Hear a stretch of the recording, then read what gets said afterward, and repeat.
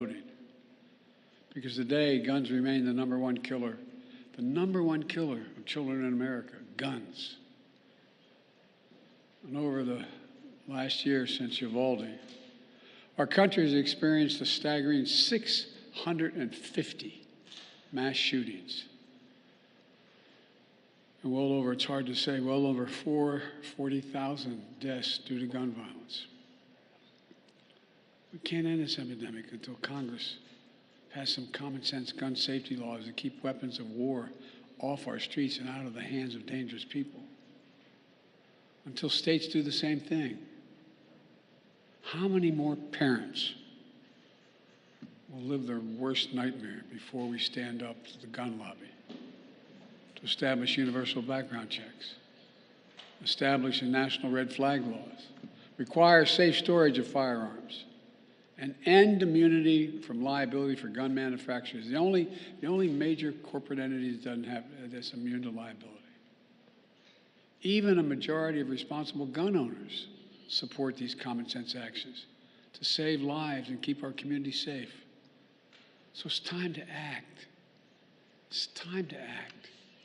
It's time to make our voices heard, not as Democrats or as Republicans, but as friends, as neighbors, as parents, as fellow Americans. And I'm being deadly earnest when I say that.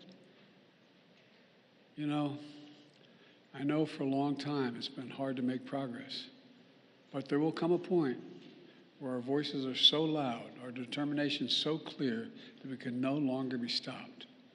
We will act.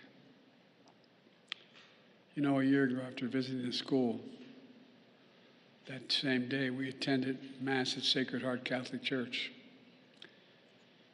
In the pews, families and friends held each other tightly. As the Archbishop spoke, he asked the children in attendance to come up on the altar and sit with him as he spoke on the altar.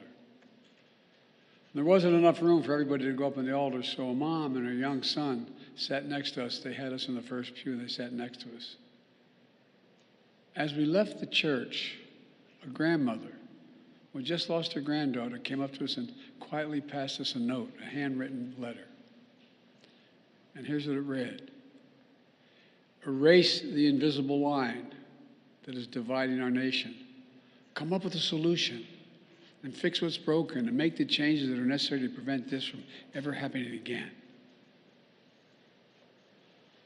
My fellow Americans, you know, you almost feel the pain. For we've lost children. We have to do this to save our children, for the nation we love, to erase that invisible line. Jill and I stand here today, as earlier this morning we were talking about planning a memorial service this weekend, celebrating the anniversary of the death of our son, Bo. Well, guess what?